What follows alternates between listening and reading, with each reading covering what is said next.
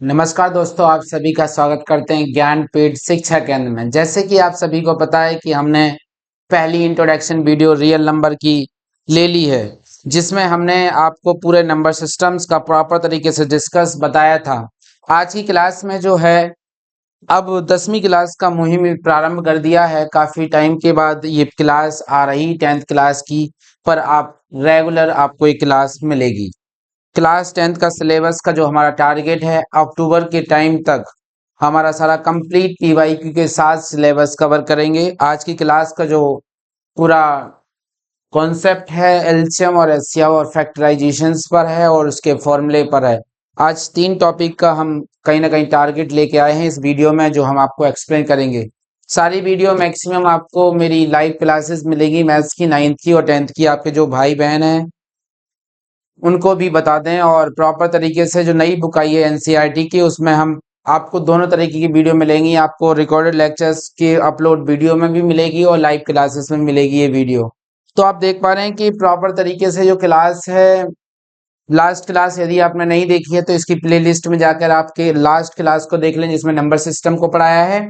और आज जो हम पढ़ने वाले हैं सबसे इम्पोर्टेंट टॉपिक्स, और 2 मार्क्स का कम से कम सीबीएसई के बोर्ड एग्जामिनेशंस में पूछा जाता है, एचसीएफ और एलसीएम और साथ ही साथ फैक्टराइजेशन से कैसे क्वेश्चंस पूछे जाते हैं। इन सारा चीज का हम डीपली नॉलेज यहाँ पर लेंगे। साथ ही साथ हम देखेंगे कि 100% 1 मार्क्स का क्वेश्चंस कैसा पूछा जाता है, वो हम आज की क्लास में देखेंगे। अर्थात कि जो 80 नंबर का पेपर है उसमें से 1 नंबर का पक्का 100% के साथ हम इसमें कवर करेंगे।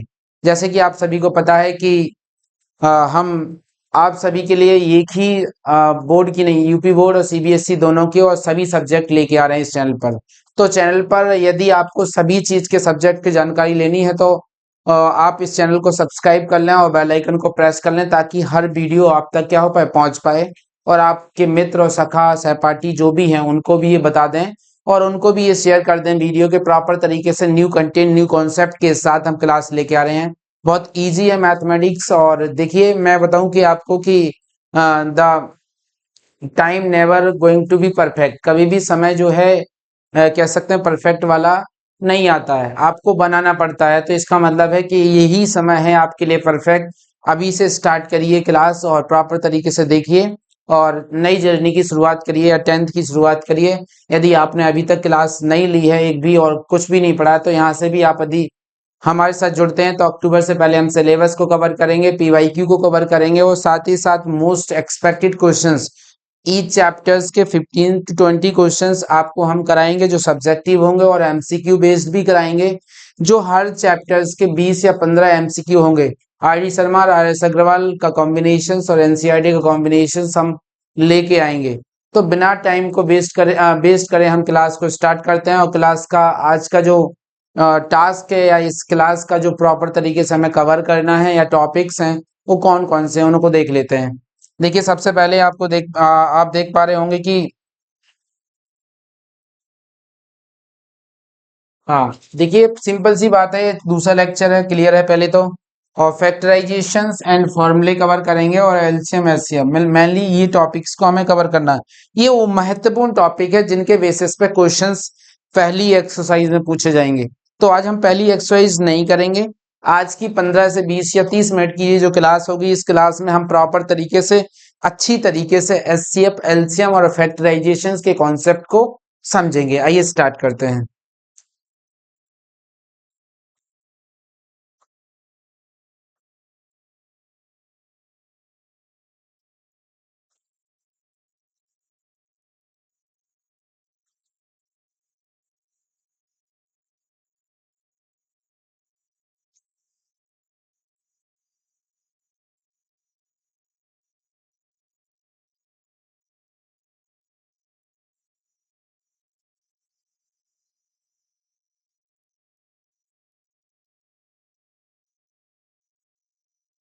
पहला टॉपिक हमारा फैक्टराइजेशन है, और फैक्टराइजेशन को समझना बहुत जरूरी है। और आइए देखते हैं। हाँ, फैक्टराइजेशन होता क्या exactly, what do you mean by the factorisation. Factorisation का मतलब है कि जब जैसे सपोज दैट आपके पास एक नंबर है, जैसे मान लीजिए 10 एक नंबर है आपके पास। इस नंबर को यदि मैं प्रोडक्ट की फॉर्म में लिख दूं, इस नंबर को यदि मैं प्रोडक्ट की फॉर्म में एक्सप्रेस कर दूं, किसी भी नंबर को प्रोडक्ट की फॉर्म में एक्सप्रेशन में लिख दूं या एक्सप्रेस कर दूं, एक्सप्रेस लिख देते हैं खाली, एक्सप्रेस कर दूं, तो हम कह सकते हैं कि वो नंबर हमारा कहीं ना कहीं क्या कहलाएगा, वास्तव में फैक्टराइजेशन में आएगा। इसका मतलब है कि यदि 10 को लिखा जाएगा 2 into 5, 2 into 5 जो है इसके फैक्टर हैं, किसके, 10 के क्या है फैक्टर्स हैं, 2 into 5। तो फैक्टराइजेशन का मतलब है कि किसी भी नंबर को ऐसी फॉर्म में कन्वर्ट कर देना जिससे कि वो नंबर, सारे नंबर जितने भी उसके फैक्टर हैं उसमें डिविजल हो जाए और उस नंबर को ब्रेक कर दें। यहीं पे एक टर्म नई जुड़ जाती है, उसे बोल देते हैं हम प्राइम फैक्टराइजेशन। प्राइम फैक्टराइजेशन एक ऐसा प्रोसेस है कि हम प्रोडक्ट की फॉर्म में तो नंबर को लिखते हैं, लेकिन साथ ही साथ सारे नंबर प्राइम होते हैं। प्राइम की कंडीशंस आपको मैंने बताई है। प्राइम की कंडीशंस होती है कि ऐसा नंबर जो अपने नंबर से कटता हो या एक से कटता हो, कि मींस दैट कि a number that have only two factors, it's divisible by 1 and itself, that is called prime number। तो क्लियर है, प्राइम नंबर्स, प्राइम फैक्टराइजेशंस, दो टॉपिक क्लियर है। फैक्टराइजेशन के कुछ क्वेश्चन है, जैसे कि मैंने क्वेश्चन लिया 64 का फैक्टराइजेशन करना है। यदि मुझे तो सिंपल सा है कि इसकी डिविजिबिलिटी रूल के बेसिस पे कहता है कि लास्ट में 4 है तो 2 से कट जाएगा, 32 आ जाएगा। 2 से करेंगे तो यहाँ पे क्या है 16 आएगा। 2 से करेंगे आप ये से तो ये आएगा आपके पास कितना 8 आ जाएगा। उसके बाद 2 से करेंगे तो 4 आएगा और 2 से करेंगे तो 2 आएगा और 2 से फिर से कर देंगे तो 1 आएगा। मीन्स दैट कि 64 को यदि हमें लिखना होगा तो 64 को आप लिख सकते हैं 2 multiply 2 multiply 2 multiply 2, 1 2 3 4 5 6 time multiply 2 multiply 2, और इसको हम लिख सकते हैं 2 की पावर 6, बिकॉज कि यहाँ एक्सपोनेंट एंड पावर का रूल लग गया है कि यदि बेस सेम है तो पावर ऐड हो जाएंगे। तो क्लियर है, कोई डाउट नहीं है। एक क्वेश्चन सॉल्व लेते हैं। जैसे कि हमारे पास एक नंबर ले रखा है 121, तो 121 आप डिवाइड करते हैं 121 के लिए ये एक डिविजुअलिटी रूल काम करता है। इस डिविजुअलिटी का नाम है 11, क्योंकि 121 लास्ट में 1 आ रहा है, इसका सम भी 4 आ रहा है तो 3 से डिवाइड नहीं होगा। 4 के लिए रूल कहता है डिविजिबिलिटी का कि लास्ट की 2 डिजिट, एंड की 2 डिजिट यदि 4 से डिवीजन है तो 4 से होगा, तो 21 4 से नहीं होता। 5 का रूल कहता है कि एंड डिजिट क्या होना चाहिए, 0 और 5 होने चाहिए, तो 5 से भी नहीं है। 6 हमें बताता है कि 2 और 3 दोनों से होना चाहिए, जब 2 से नहीं है तो 3 से होने से कोई मतलब नहीं, और 3 से भी नहीं है। फिर 7 के लिए 6 के लिए 7 के लिए मैनुअली चेक करते हैं, मैनुअली चेक करेंगे तो 7 1 7 551, 7 के टेबल में भी नहीं कटेगा। 8 के लिए रूल कहता है कि तीनों नंबर यदि लास्ट के 3 डिजिट जो हैं यदि 8 से डिविजिबल हैं तो कह सकते हैं पूरा नंबर 8 से डिविजिबल होगा, तो ये भी पॉसिबिलिटी नहीं है। 9 के लिए रूल होता है सम का, तो ये भी नहीं है। 10 के लिए रूल होता है 0 का, तो वो भी नहीं है। 11 का एक रूल होता है कि ऑड डिजिट को अलग ऐड कर लीजिए और इवन डिजिट को अलग ऐड कर लीजिए। ऑड डिजिट और इवन डिजिट के बीच का यदि हम डिफरेंस निकालें तो यदि 0 आए या 11 आए, 0 आए या 11 आए तो समझ जाना 0 आएगा तब भी 11 से डिवाइड है, और कह सकते हैं साथ ही साथ कि यदि 11 आएगा तब भी है और 0 आएगा तब भी है। तो ये 11 से डिवाइड होगा, 11 11 जा क्या होता है 21 होता है। फिर से सॉरी, ये फिर से 11 से ही क्या होगा कटेगा, फिर से 11 से ही क्या होगा कटेगा, तो 11 से काट देंगे फिर से, तो ये आ जाएगा 1। इसका मतलब है 121 को हम फैक्टर निकालें तो 11 इंटू क्या हो जाएगा 11 हो जाएगा। तो ये सिंपल से फैक्टराइजेशन का तरीका है।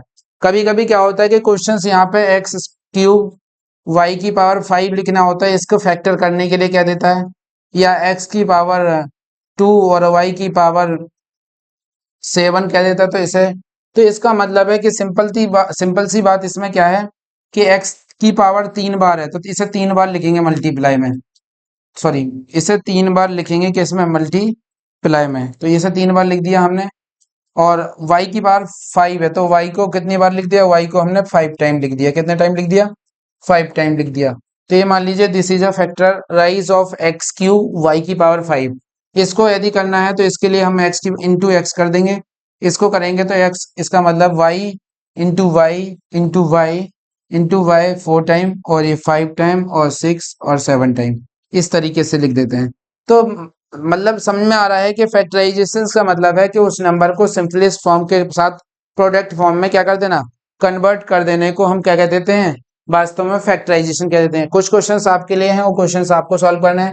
यहाँ मैं लिख देता हूँ क्वेश्चन 1 की रूपरेखा 143 नहीं 243। सेकेंड क्वेश्चन हमारे पास आता है, यहाँ पे ले लीजिए आप 5 16 सेकेंड। थर्ड क्वेश्चन आपको मैं दे रहा हूँ 729।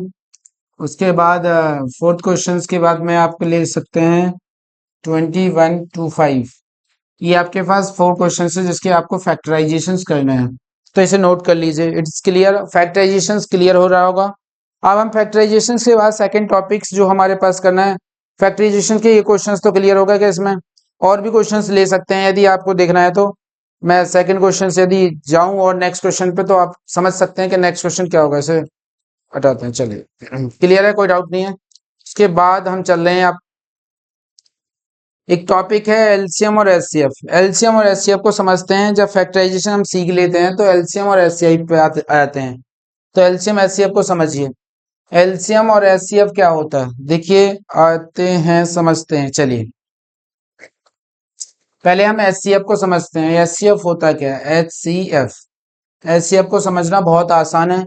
जैसे कि मेरे पास दो नंबर दे रखे हैं 20 और 30। ये दो नंबर दे रखे हैं, आपसे कह रहा है कि इसका एचसीएफ फाइंड करो। एचसीएफ की फुल फॉर्म होती है हाईएस्ट कॉमन फैक्टर। क्या होता है? Highest common factor. मतलब कि इन दोनों नंबरों के बीच में एक ऐसा नंबर निकाल के लेके आइए जो इन दोनों नंबर को प्रॉपर तरीके से डिवाइड करता हो। मतलब एक ऐसा कॉमन नंबर लेके आओ जो इस वाले को और इस वाले दोनों नंबर को डिवाइड करता हो। तो एक तरीका तो इसका मल्टीपल की फॉर्म से है कि इसका मल्टीपल निकाला जाए। यदि हम इसके मल्टीपल निकाला जाए तो कौन सा नंबर आएगा? यदि 20 का मल्टीपल निकाला है, पहला मल्टीपल 20 है, फिर सेकंड है 40, अगला मल्टीपल होगा 60, अगला मल्टीपल होगा 80 और अगला मल्टीपल होगा 100। ऐसा चलता रहेगा। 30 का निकालेंगे तो 30, फिर आ जाएगा 60, फिर आ जाएगा 90, फिर आ जाएगा 120, फिर आ जाएगा 50। ये चलता रहेगा। आप देखिए कि इन दोनों के बीच में ऐसा कौन सा कॉमन नंबर है। थोड़ी सा देखने में दिक्कत आ रही हो तो मैं येलो कलर ले लेता हूँ थोड़ी सा, ठीक है। तो आप देख पा रहे हैं कि यहाँ और यहाँ दोनों जगह देखेंगे तो आपके पास 20 मैच नहीं कर रहा है, 40 यहाँ 60 मैच कर रहा है। 60 एक ऐसा कॉमन नंबर मिल रहा है जो ये वाला नंबर भी उसमें डिवाइड हो रहा है और ये वाला नंबर भी उसमें डिवाइड हो रहा है। ये तो एलसीएम बन जाएगा। सर एचसीएफ चाहिए, इसका मतलब ये जो प्रोसेस बताया जा रहा है वो बताया जा रहा है किसका? एलसीएम का। इसके प्रोसेस के लिए इसके लिए प्रोसेस के लेके आएंगे, इन दोनों के लिए नंबर लेके आएंगे। तो यदि इसका फैक्टर करें, 20 का फैक्टर करेंगे यदि हम, तो वास्तव में हमारे पास मिलेगा कितना? 10 यहाँ आ जाएगा।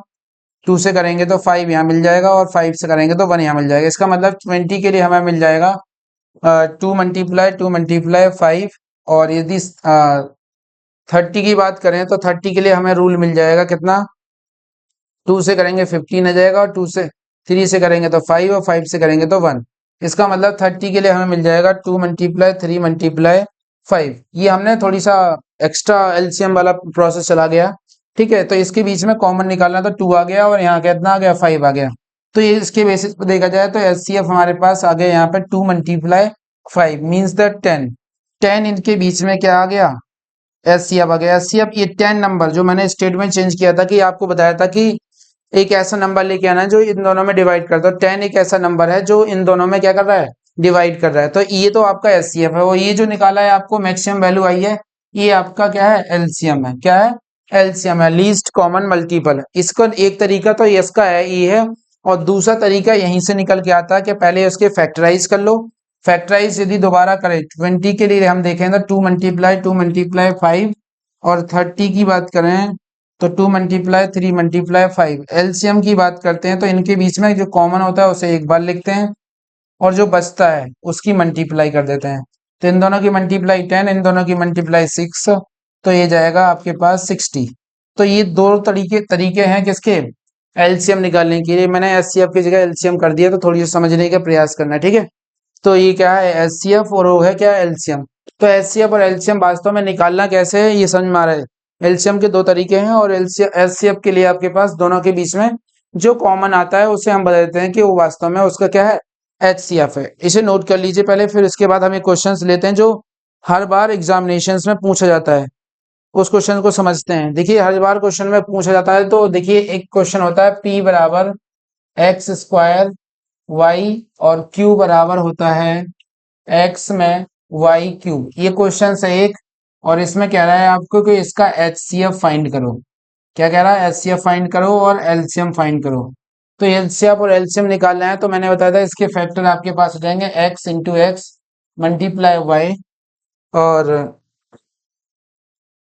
इसके लिए हो जाएंगे हमारे पास x इंटू में y इंटू में y इंटू में y। एचसीएफ तरीका होता है कि दोनों में कॉमन हो, तो एक बार x कॉमन आ गया और एक बार क्या आ गया, y कॉमन आ गया। एक बार x और एक बार y कॉमन है तो x इंटू में क्या हो जाएगा, y। एलसीएम निकालना है हमारे पास, तो एलसीएम निकालने के लिए रूल है, सॉरी एलसीएम निकालना है, एलसीएम निकालना है तो x का x आ जाएगा और y एक बार है, फिर इसके बाद एक बार एक्स्ट्रा x है और दो बार एक्स्ट्रा y है, तो इन दोनों की मल्टीप्लाई कर देंगे। तो इसका मतलब दो बार x आ गया, एक्स स्क्वायर हो जाएगा, और तीन बार आपके पास y आ गया, y की हो जाएगा। तो ये तरीका है, ऐसा क्वेश्चन पूछा जाता है। इसके लिए एक शॉर्टकट मेथड है, इसका शॉर्टकट मेथड ये है कि जो भी एचसीएफ है, थोड़ी सा इरेज करते हैं इसे,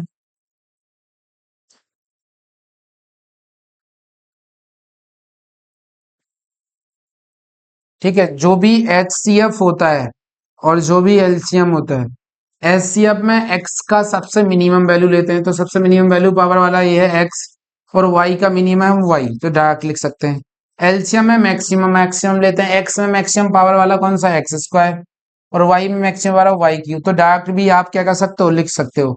ये ऐसा क्वेश्चंस आपको हर बार में मिलता है, इंपॉर्टेंट है, और 1 मार्क्स का क्वेश्चंस एमसीक्यू में पूछा जाता है। एमसीक्यू में क्या होता है, पूछा जाता है। इट्स वेरी इंपॉर्टेंट, तो प्लीज इसे नोट कर लीजिए या स्क्रीनशॉट ले लीजिए, और कॉन्सेप्ट में किसी भी कंफ्यूजन है तो कमेंट करके जरूर बताएं प्लीज। यदि कोई कंफ्यूजन है तो कमेंट करके बता सकते हैं, बिल्कुल।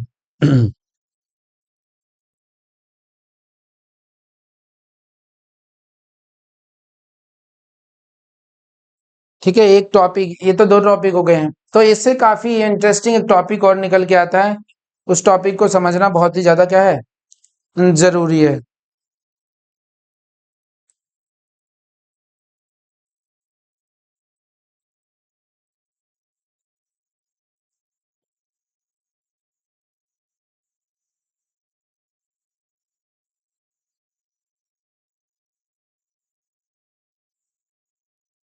ठीक है, चलो।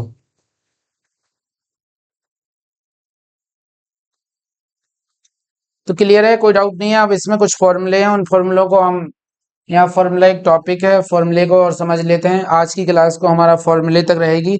और फॉर्मूले क्या बताते हैं, जैसे कि मैं एक क्वेश्चन लिया था अभी आपको, यहाँ पे 20 लिया था और 30 लिया था। 20 के फैक्टर 2 × 2 × 5 रखे थे, 30 के लिए 2 × 3 × 5 रखे थे। इन दोनों के बेसिस पे हमने एचसीएफ देखा था। एचसीएफ आया था 10 और एलसीएम आया था आपका 60। एक रूल यहाँ पे फाइंड होता है कि यदि हम प्रोडक्ट कर दें दो नंबर का, product of two number equal होता है HCF of first number into HCF of first and second number. ठीक है, HCF of first second number और LCM of first second number तो बराबर आता है। ये चेक करते हैं, प्रोडक्ट ऑफ टू नंबर का मतलब ये दोनों नंबर हमने मान लिए ए है और ये बी है, दो नंबर लिए 20 और 30। एलसीएफ एचसीएफ की बात करते हैं तो 10 आ गया, और एलसीएम की बात करते हैं तो 60 आ गया। इन दोनों की मल्टीप्लाई करेंगे तो 600 हो जाएगा, और इन दोनों की मल्टीप्लाई करेंगे तब भी क्या हो जाएगा, 600 हो जाएगा। इसका मतलब ये कंडीशंस वेरीफाई होती है कि यदि जिन दो नंबरों का एचसीएफ और एलसीएम निकाला है, उन दोनों की मल्टीप्लाई की जाए और एचसीएफ एलसीएम की मल्टीप्लाई की जाए, तो दोनों की वैल्यू क्या आती है, सेम आती है। दोनों की वैल्यू क्या आती है, सेम आती है। तो ठीक है, क्लियर है। उसके बाद अब हम समझते हैं इसके बाद की कहानी क्या है। इसके बाद हम कह सकते हैं फॉर्मूले क्रिएट हो सकते हैं।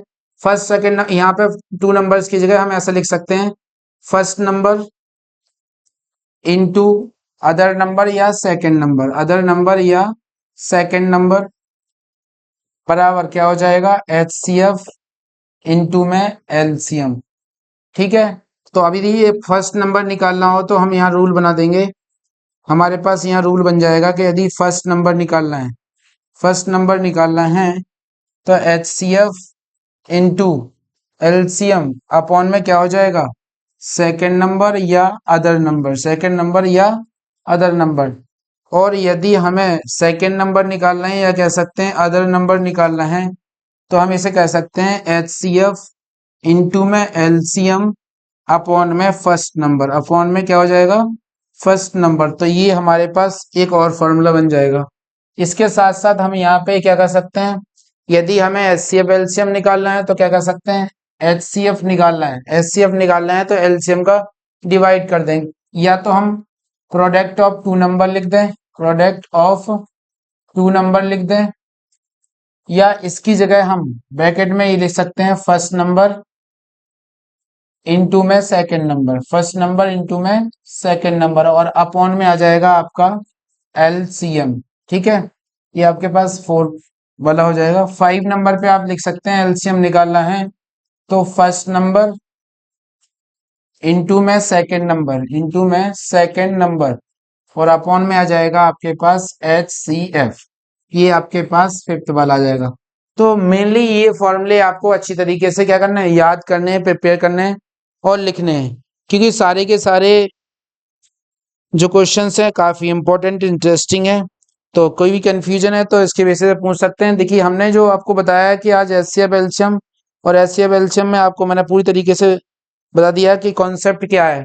तो इसमें क्वेश्चंस आप कर सकते हैं, क्वेश्चंस मैं दे दूं या लिख लेंगे आप। तो कोई क्वेश्चंस है जैसे आपको इसे वेरीफाई करना है, क्या करना है, वेरीफाई करनी है, तो वेरीफाई करने के लिए क्वेश्चन लिख देता हूँ। 2 नंबर है मेरे पास, एक है 215 एंड आपके पास है 165। इन दोनों को आप HCF निकालो और साथ ही साथ LCM निकालो, और उसके बाद उन दोनों का प्रोडक्ट और नंबर का प्रोडक्ट सेम लेके आओ, तो आपको पता चल जाएगा कि किस तरीके से वेरीफाई होता है। तो आप प्रॉपर तरीके से जो देख पा रहे हैं कि हमने HCF और LCM समझा, जो स्टार्टिंग का पॉइंट था वो आप समझ पाएंगे कि मैंने LCM निकाला, फिर उसके बाद नीचे HCF निकाला। HCF का मतलब होता है हाईएस्ट कॉमन फैक्टर और LCM का मतलब होता है लीस्ट कॉमन मल्टीपल। तो मैक्सिमम वैल्यू, जो नंबर, ऐसा नंबर जो दोनों नंबर जिसमें डिवाइड चले जाएं, तो उसके लिए हम कह देते हैं कि LCM निकालना है। और एक ऐसा नंबर जिससे दोनों में डिवाइड चला जाए उसे हम HCF कहते हैं। तो क्लियर है, कोई डाउट नहीं है। ये फॉर्मूले मेनली यूज होते हैं। अभी क्वेश्चंस पहली एक्सरसाइज जो हम करेंगे कल, तो पहली एक्सरसाइज में ये फॉर्मूले सारे के सारे क्या होंगे, यूज होंगे। किसी प्रकार की कंफ्यूजन है तो कमेंट बॉक्स में कर सकते हैं, और कोई भी डाउट है, कोई भी क्वेश्चंस है तो प्लीज कमेंट करके जरूर बताएं कि पता चल पाए मुझे कि आपको किस क्वेश्चन में कहाँ पर डाउट है। देखिए हम पूरी तरीके से अच्छी तरीके से कवर करेंगे, एक एक कॉन्सेप्ट को नीट एंड क्लीन तरीके से कवर करेंगे। ठीक है, तो कोई कंफ्यूजन नहीं है। चलिए नेक्स्ट स्लाइड पे चल देते हैं। तो थैंक यू एवरीवन कि ज्ञानपीठ शिक्षा केंद्र में अपने ज्ञान ले रहे हैं, तो अपने उज्जवल भविष्य के लिए आप आगे बढ़ रहे हैं और सही मार्ग आपने इस समय चुन रखा है। हमसे प्रॉपर तरीके से मार्गदर्शन आप करिए और प्रॉपर तरीके से आगे बढ़ने का रास्ता हम आपको कराएंगे। और 10वीं क्लास टॉप करिए सर, आपके आसपास के इलाके में आपके नाम की गूंज हो, आपके स्कूल, आपके विद्यालय में आपके नाम की ऊंची ऊंची होल्डिंग, प्रॉपर तरीके से बैनर्स लगे हुए होने चाहिए। उसके लिए आपको सिर्फ और सिर्फ मेहनत करना है, क्योंकि मेहनत ही सभी के सभी चीजों का तोड़ है। बिना कोई भी शॉर्टकट नहीं होता सफलता का। आपको स्मार्ट और हार्ड वर्क दोनों को एक साथ पैरेलली चलना पड़ेगा और मेहनत करनी होगी। बातों से बतासे नहीं बनाए जाते हैं, बनेंगे तो चीनी से। तो सफलताएं और मार्क्स बातों से नहीं आएंगे, आएंगे तो आपके संघर्ष, आपकी मेहनत, आपकी प्रैक्टिस से।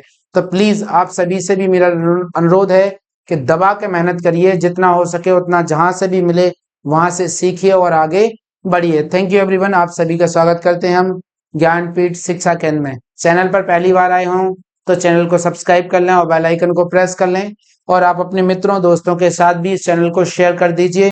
जितने भी आपके दोस्त हैं, मित्र हैं, भाई बहन हैं, सबके लिए ये चैनल आपके लिए हेल्पफुल है। और आप सभी से हम कुछ नहीं चाहते हैं, बस इसे शेयर करते रहिए और लाइक करते रहिए। और चैनल पर पहली बार आए हैं तो चैनल को सब्सक्राइब और बेल आइकन को प्रेस करना बिल्कुल भी ना भूलें। कल हम क्लास लेंगे जिसमें पहली एक्सरसाइज पढ़ेंगे 1.1। सभी क्वेश्चंस को नीट एंड क्लीन तरीके से, अच्छी तरीके से देखेंगे। Thank you everyone.